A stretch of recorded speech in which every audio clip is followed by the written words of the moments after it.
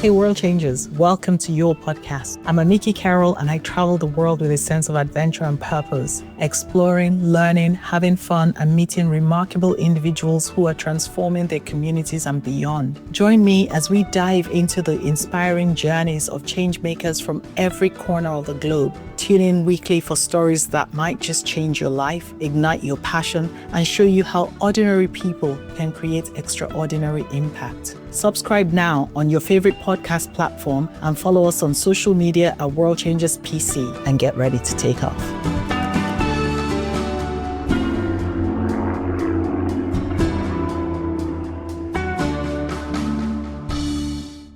Welcome, Juanita. It's so lovely for you to join me today. Thank you. This place is beautiful. This is La Maison Arabe and Spa in Marrakech. And yeah, I'd really like to explore what it is you're doing here in Morocco. Thank you for inviting me to talk to you today. My name is Juanita Folmsbee, and I am on the board of directors for a charity here in Morocco called Education for All. It's a charity that was set up to help girls in the High Atlas Mountains continue their education past primary school. The challenges in the mountains are the fact that schools are located so far from home that it is impossible for children to go all the way to the town, have school, and come home each day.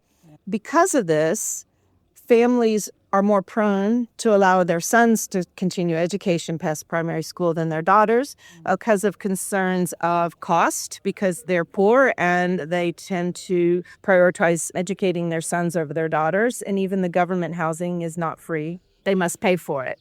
Also, they concern about security. As you know, Morocco's a rather conservative society, and the concern of what might happen to their daughters when they're not at home often keeps them from allowing them to go off to school. The result is there's a very, very high illiteracy rate among women up in the mountains. And it has an effect on, as we know from global statistics, that educating a woman increases the likelihood of the children being educated, the children receiving health care that they need. All of the knock-on effects of having an educated woman is something that we would like to see improved in the communities up in the Atlas Mountains. So Education for All was started in 2007. It was started just by a handful of expatriates who wanted to give back to their home country of Morocco. They were working here, they were living here, they had businesses here, and they wanted to do something to give back. And they decided to start boarding houses. We do not have schools. We only provide housing, but safe, free housing for girls up in the Atlas Mountains so that they can finish their collège and lycée and graduate. From that first 10 girls in 2007, as of last fall, pre-earthquake, as you all know, there was a big earthquake in Morocco, and it has greatly affected the communities up in the mountains. And the communities where we have houses were actually at the epicenter of it. Oh, wow. So in 2023, we had 6 houses. We did house up to 250 girls a year from the first year of collège through lycée. And unfortunately, the earthquake, we lost 5 of those 6 houses. We are in the process now of rebuilding. Of course, the schools still are not open. It's been 1 year now. The schools in the mountains still are out because their buildings were badly affected as well. Really? Yes. So were any of the girls hurt in the earthquake? Fortunately, none of our girls were injured or killed in the earthquake. We have numbers of girls, former students or current students who've lost family members, brothers, fathers, mothers, others. But we did a really large canvassing, trying to find all of our former girls, because over the years now we have almost 600 girls that have gone through BFA. It is a big impact. So we're in the process of rebuilding. The schools are rebuilding. They are hopeful that some of the colleges up in the mountains will open in the fall, but most of the lycées still will not be open. Yeah. The government did move most of the students down to out of the mountains to try to get them in schools, but it was a mixed result. because they also had a teacher's strike this last year. And so there was a lot of time where there were no classes. And so the kids would go back up to the mountains and just not come back. And so that is really done a big impact. So we're pushing really hard to keep our girls. We did rent houses down in the towns where they were moved to and to help them. And so we have girls in the rental houses. But they, unlike when they're in the mountains where every Friday they can go home and come back on Monday, when they come down here, they have to stay the whole semester. It is a different environment. But the thing that drew me to EFA to begin with was this idea that I'm very, very interested in empowering women and girls. And the girls I met when I first started going up there and volunteering just inspired me because they are so driven. They work so hard. Some of them will say, I'm the first girl in my village to ever get this opportunity. I don't want to waste it. And for me, he grew up where education is a given. Right. That it's something you have to do. See how excited the girls are about their chances to do better. It really inspired me, and I just wanted to be a part of it. So I've been a part of EFA since 2018. You telling me earlier, though, that it wasn't always the case for EFA when it started initially. When the mothers brought the girls, they weren't that keen on their education. Can you tell me a little bit about that? This is my time, but the house mothers will tell you all about this. That when EFA first started, and they would go up into these villages and say, we'll keep them safe for you. They can continue their education. And a lot of them, the girls fought to convince their parents that they should be able to go and continue their education. But when the parents would bring the girls down, they would want to not talk to the house mother. They would want to talk to the cook and the cleaner in the house. And their focus was, please teach my daughter to cook. Please teach my daughter to keep house because she will need to know how to keep house and cook when she gets married. That is not the way it is anymore. That was 10, 15 years ago. Now we have more parents, more families bringing us their girls and wanting us to take them in and help them finish their education than we have spaces for. Yeah. And there is this real change up there. And so hopefully in the coming years, the illiteracy rate in the mountains and just the overall economic opportunities in the mountains will increase as more women are educated. Thank you. That's really good work that you guys are doing. Tell us a little bit more about the Atlas Mountains for context. For those who don't know about Morocco, The Atlas Mountains are a very high mountain chain that run north-south through most of Morocco. It divides the Sahara Desert on the backside from the more the plains on this side that run down to the coast where most of the agriculture in the country is. Yeah. They are very remote. There's few roads. There's villages that are, some of our girls, it takes 4 hours to get from their village to the town in the mountains where the school is. It can be a very remote lifestyle, mostly agricultural, sheep farming, orchards, walnuts. Parents are farmers, subsistence farmers. Some farm for sale, for produce for sale, or they keep sheep, things like that. So very agrarian lifestyle up there. And so that is where these girls come from. Yeah. It's interesting because, of course, that's a huge tourist magnet. A lot of tourists go to the Atlas Mountains because, of course, it's beautiful. There's the waterfalls, you can visit the Berber villages, but they don't realize just the challenges that, the people who live there face. Oh, yeah. And how hard it can be, even for women and girls, and Especially for women. Especially for women and girls. Yeah. And the illiteracy rates, like you were saying, a few years ago was at 80%, which is extraordinarily high. Yeah, no, it is. It is quite remarkable. And so, and also there's the trend, more and more girls are waiting to get married because marriage at 15 or 16 was very, very common and is still happening, but though technically not, the government doesn't support it. It's 18 is the minimum age to get married now, but it still happens up in the mountains. And our girls, that's the other thing, is the girls that stay in school tend not to get married. Of course. So, yeah. And the amazing thing to watch is the drive of these girls. Many of them now go on to go to university. I mean, EFA, we support them through Lycée, but we still keep track of them. And we have a couple of girls who've now gotten master's degrees.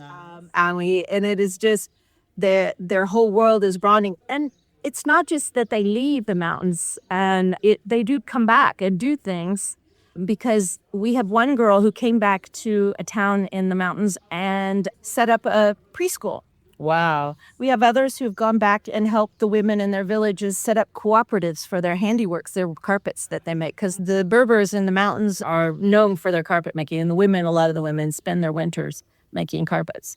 So they've gone back and helped set up cooperatives so they get better prices for the things.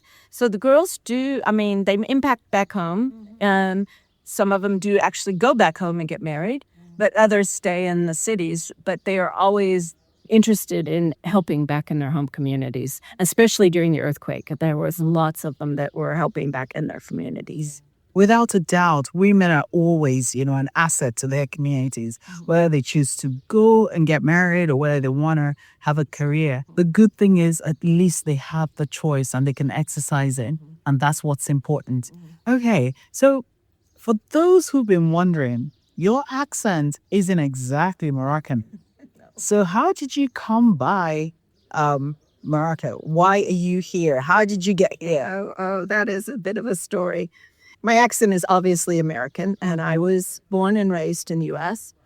I had parents who were very concerned about making sure that you give back to others. So I grew up in a family where the idea of giving back or doing what you could to make the world a better place was just something you did. I grew up, I got married, I started an international lifestyle with a husband who had an international job.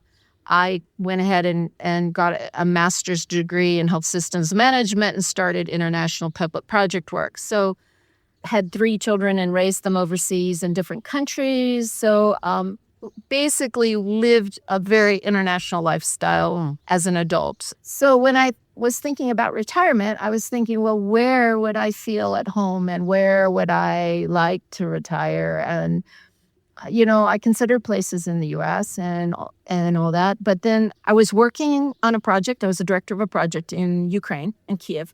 Okay. And it was my first time to live in a place with a very cold winter in a long time.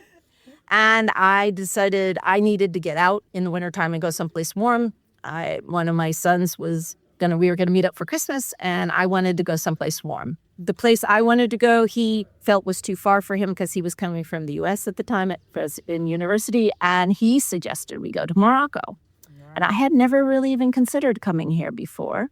Okay. And we came for 2 weeks, and literally I fell in love with the country in those 2 weeks. The people were so warm. It was so diverse. You have the Sahara. You have snow-capped mountains. There's even one ski slope here. You had the ocean. You have the plains, which are dry but with fruit trees. And you have the Mediterranean Sea to the north. And I thought, I would never get bored here. There's so much variety here. Yeah. And I come from the southwestern part of the U.S., so it felt homey as well because it's kind of that deserty southwest kind of feel to it. So I spent my winter looking for a house, came back the next year, bought a house in the Medina. I have an old riad here in the Medina that I bought. And when I just finished the project in 2018 that I was working on in Ukraine, I decided it was time to retire. And I came here, and by this time I had come back and forth a number of times between 2015 and 2018 and had heard about EFA. So when I moved here, I started volunteering and then slowly became part of the management. And then they asked me to be on the board. Excellent. And I have every intention of staying here. That's wonderful. I mean, you are the OG world changer. We talk about world changers, and you've literally come to change the world around you here. Mm-hmm. So tell us about Morocco. For somebody who's thinking about visiting, what would you advise them to do? Where should they start? I would really encourage you, if you want to come. I had never thought, I'll be honest, as a single woman, I had never thought about going to a Muslim country. Mm-hmm. And because of, what you hear. But I would say Morocco, single woman, couples, kids even, people with kids. It is a wonderful country. It's so diverse. There's so much to do.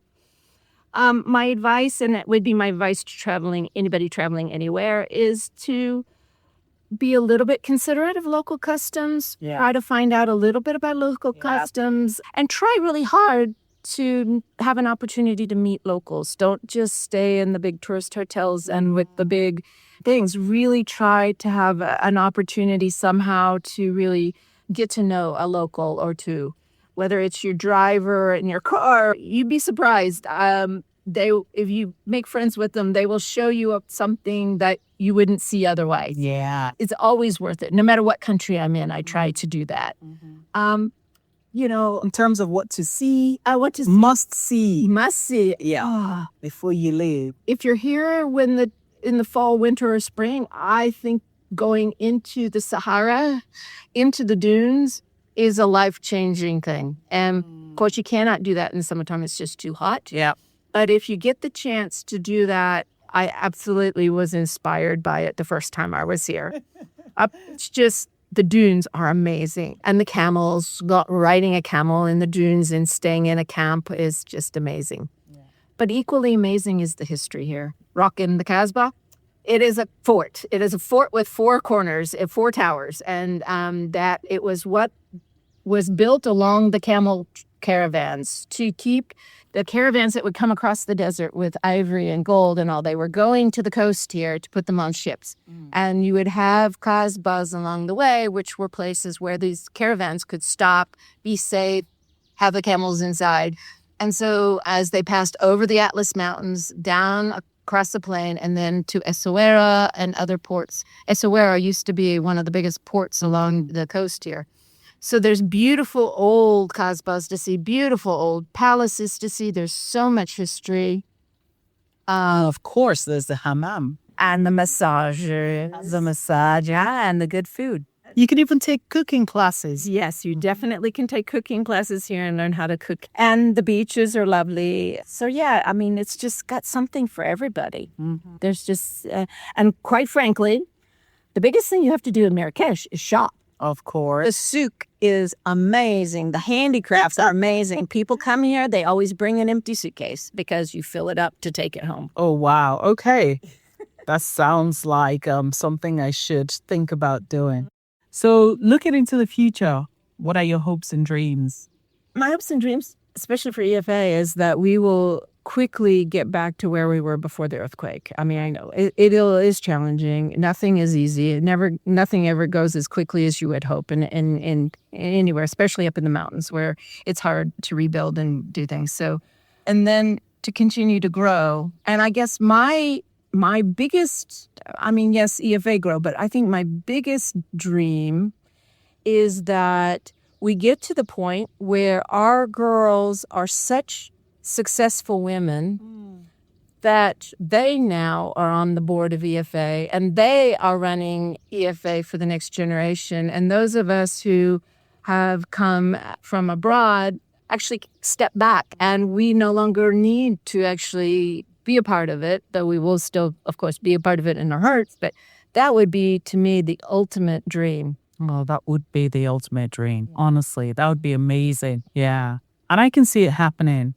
I could see it within 20 years happening as our girls continue to be successful, and some of them start businesses and other things, and then get to a point in their life where they have time to give back and want to do it. I think it is very possible. Yeah. What's the board composition like now? Right now, we have 2 Moroccans on the board and 2 expatriates on the board. We're a small board. We're trying to grow our board a little bit, but 4 is good. But for right now, we have 4. So we have 2 Moroccans and 2 expatriates on the board. Nice. Mm-hmm. Okay.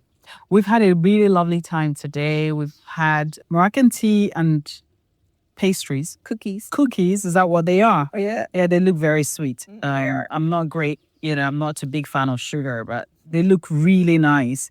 I'll take a photo. But yeah, I'm also fascinated because you said you bought a riad. Mm-hmm. Yeah, tell us, what's a riad? And because this, where I'm staying, must be one as well. Well, it's actually a conglomerate of several. It is, isn't it? Right? Historically, the definition of a riad is a traditional Moroccan home is an inward-facing house. The exterior walls have no windows generally in them, and they're flat. There's just a door. And so all of the light in the house comes from a central courtyard in the middle of it, and all rooms open to that central courtyard. And that basically is the definition of a dar, is a house that has a central garden, and all of the rooms are open into that garden. And yeah, it's a beautiful concept, and it keeps the privacy, and it also you are not supposed to flash your wealth. It's not seen in good taste. And so the exterior of homes here tend to be extremely simple, and like I said, they're just walls and a door. And it's once you go inside that you see the beauty of the house. Yeah, this one's extraordinary. I was quite impressed when I came here. Really, really nice. So I noticed that you use the word dar. Is that interchangeable with riad? The difference between a dar and a riad is that a dar is smaller and it has a central open space, but it's not a garden.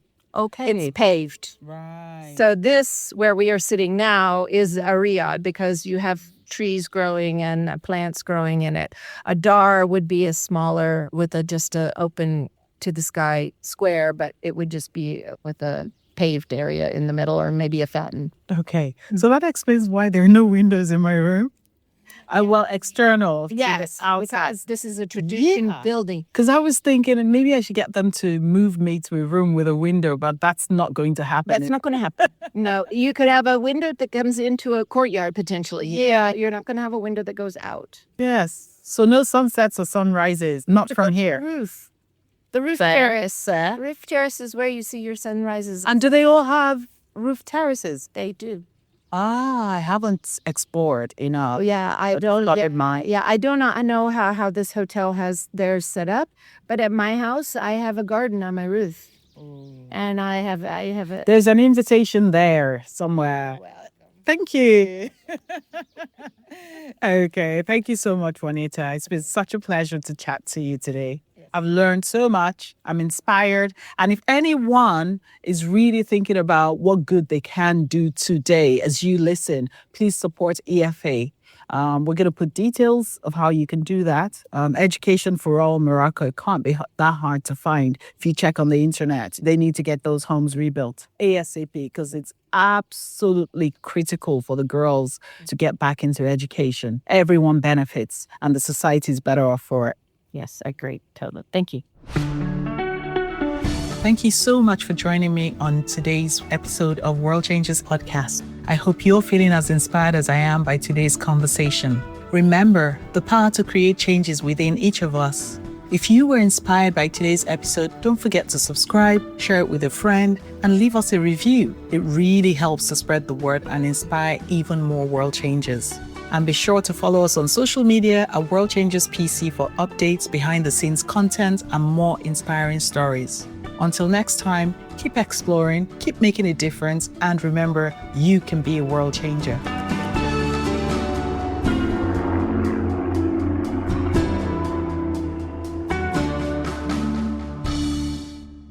The World Changes podcast is produced by Humanized Live and presented by AmickyCarol. Visit theavocadofoundation.org to find out more about how the Avocado Foundation is tackling global inequality through education, stewardship, and financial literacy.